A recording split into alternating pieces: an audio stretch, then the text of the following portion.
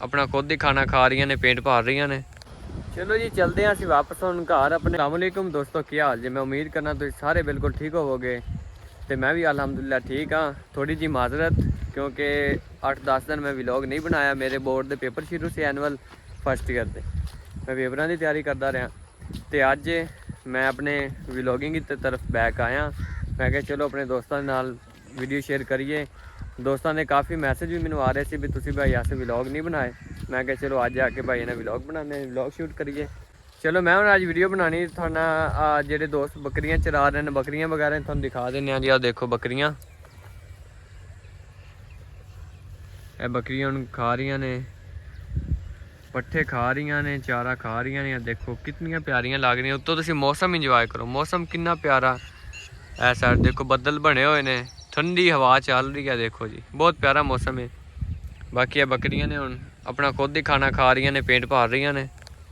बाकी क्योंकि हम मौसम थोड़ा जिहा ठंडा हो गया, अगे गर्मी की बहुत ज़्यादा शिद्दत सी, हुण गर्मी नहीं है।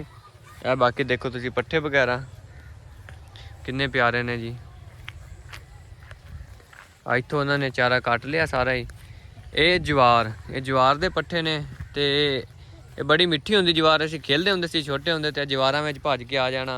आ देखो ये मिठी होंदी जवार, गन्ने टाइप तुसीं कर लो। यह भी नाल जवार ही गड्डी हुई है, ये छोटी है बिल्कुल।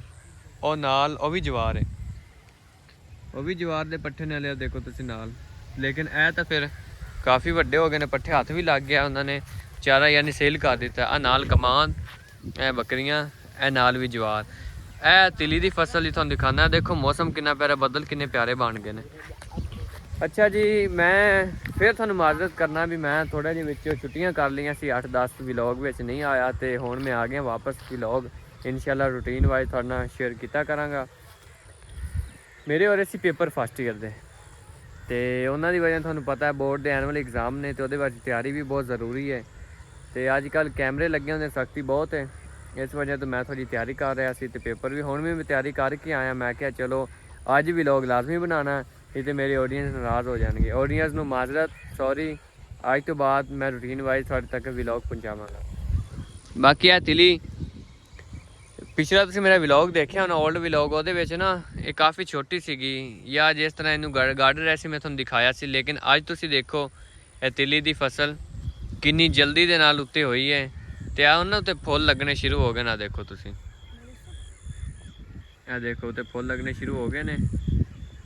आ देखो तो हुण तैयार होने वाली तकरीबन महीना क लग जाना, पकद्या तक, छंडद्या तक, फिर मंडी पहुँचाद्या तक, उस तो बाद ये रेडी हो जाएगी। बाकी अज मौसम भी बहुत प्यारा सी। और देखो परिंदे उड़ रहे हैं उत्ते जी, मौसम इंजॉय कर रहे हैं।